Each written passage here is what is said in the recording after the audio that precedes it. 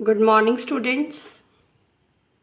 In today's lecture, we will discuss about the characteristic equations for quasi-linear partial differential equations. So let us consider a quasi-linear partial differential equation which is of the form b dot du plus c is equal to 0. Here b is the function of x and u is the function of x, and c, that is also the function of x and u. This expression we have denoted as f of du, u and x, because this is the function of x, u and gradient of u. Now let us use the notations. P for the gradient of u. Here p is the function of a real parameter s, and the notation z for the function u. Z is also the function of parameter s. So using these notations, this equation can be written as b, which is the function of x and z. This we have substituted p, plus c, which is the function of x and z. So the equation becomes b dot p plus c is equal to 0. So from here we can find the gradient of function f with respect to p, which is given to be b, which is a function of x and z. Now let us use the characteristic equations which we have already discussed. So our first characteristic equation is the derivative of x with respect to s is equal to gradient of f with respect to p, which we have obtained as b, which is the function of x and z. Second characteristic equation is the derivative of z with respect to s is equal to gradient of f with respect to p dot p.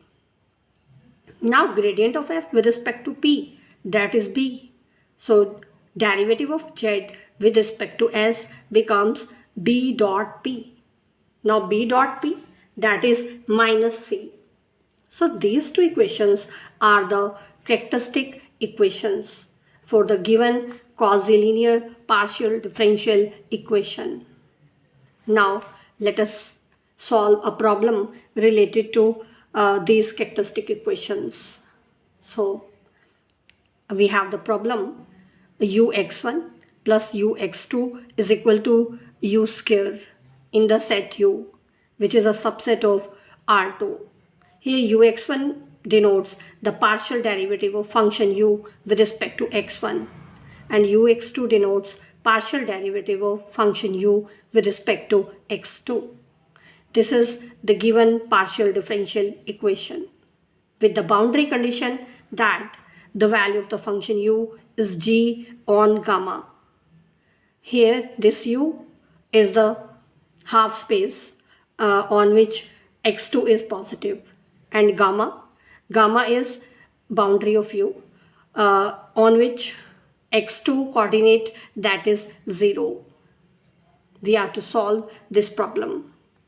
Now let us compare the given partial differential equation with the standard form of quasi-linear partial differential equation, which is b dot du plus c is equal to 0. So let us write this expression in the form b dot du. Now this can be written as the ordered pair 1, 1 dot the ordered pair ux1 ux2. ux1 and ux2 are the components of gradient of u. So this is the dot product of the vectors 1, 1 and the vector having the components ux1 and ux2. So this denotes b dot du, and this will become c. So we have obtained b as the ordered pair 1, 1, c is equal to minus u square. Now the characteristic equations which we discussed earlier, the derivative of x with respect to s is equal to b, which is a function of x and z, and derivative of z with respect to s is equal to minus c, which is also the function of x and z. X and z are the functions of the real parameter s. Now we will solve these two equations one by one to get the values of x and z. Now, because x dot s is equal to b, substituting the value of b is the vector having the components 1, 1. So x is having the components x1 and x2.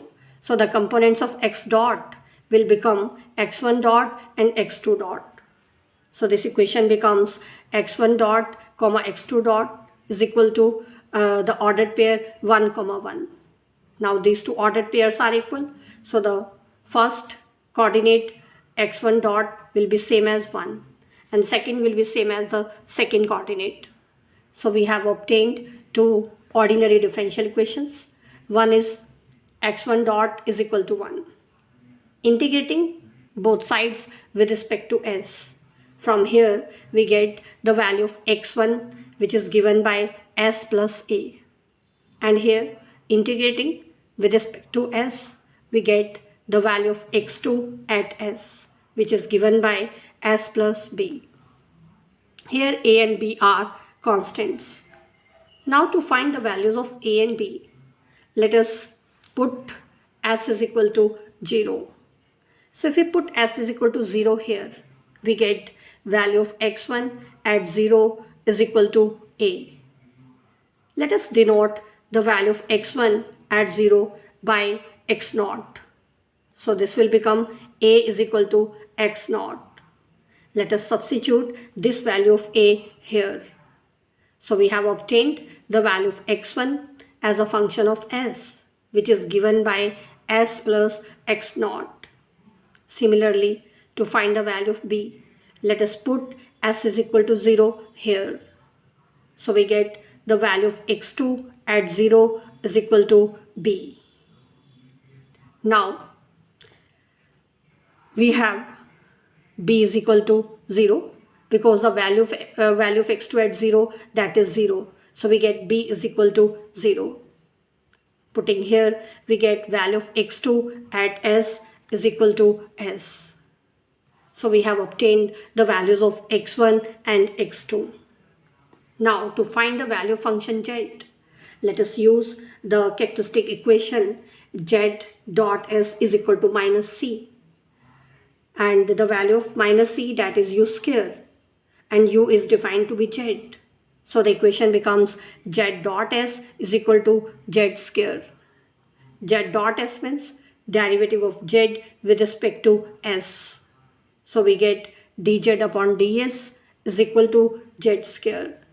Separating the variables and integrating. So we get integration of 1 by z square will be minus 1 upon z. And on the right side we have s plus c. Now to find the value of c, let us put s is equal to 0 here. So this will become minus 1 upon the value of z at 0 is equal to c. Now putting the above value here, so we get minus 1 upon zs is equal to s minus 1 upon the value of z at 0. Now taking LCM on the right side, we get minus 1 upon z is equal to s into value of z at 0 minus 1 upon value of z at 0. So from here we get the value function z, which is given by the value of z at 0 upon 1 minus s into value of z at 0. Now when x2 is 0, we are given that value function u is g. Now let us use this condition at s is equal to 0. So from here we get value of u at the point x1 at 0, 0 is equal to value of g at x1 0. Now the value of x1 at 0 we have denoted by x naught. So putting the value of x1 at 0 as x naught on both sides, we get the value of u at the point x naught comma 0 is equal to value of g at x naught. Now, also the function u that is defined to be z as a function of s. For s is equal to 0, from here we get value of u at x0 is equal to value of z at 0. Now x is two-dimensional vector having the components x1 and x2. So the value of x at 0, that is the ordered pair, the value of x1 at 0 comma value of x2 at 0. Value of x2 at 0, that is 0, and the value of x1 at 0, that is x naught.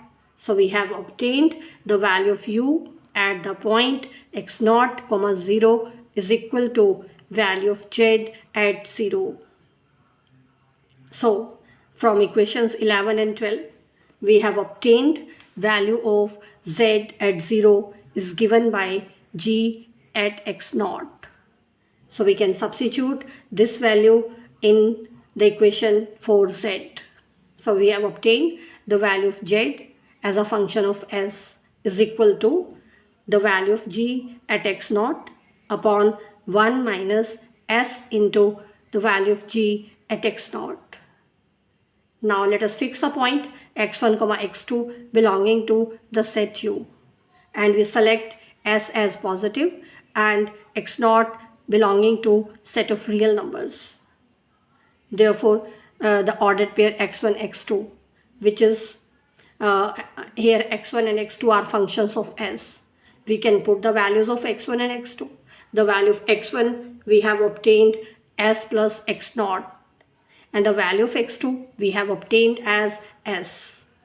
Now these two ordered pairs are equal, so the first one x1 will be same as s plus x naught, and the second coordinate x2 that will be same as s. From here we can see that the difference of x1 and x2, that is x naught. Now finally we can write the solution u, which is a function of x1 and x2. x1 and x2 are the functions of s, and already we have defined u to be z, which is the function of s, and we have obtained the value of z in the equation 13. So we can put the value here. So the value of solution u is given by the value of g at x naught upon 1 minus s into value of g at x naught. Now the value of x naught from here is x1 minus x2. So we can put the value here. So finally substituting the value of x naught and s here. The value of x naught is x1 minus x2 and the value of s is x2. So finally the solution becomes u is equal to g as a function of x1 minus x2 upon 1 minus x2 into g as a function of x1 minus x2, provided this denominator that is non-zero. So this function gives us the solution for given problem. So this completes the solution and the topic, the solution of quasi-linear partial differential equations by characteristic method. And tomorrow we'll discuss the solution of non-linear partial differential equations by this method.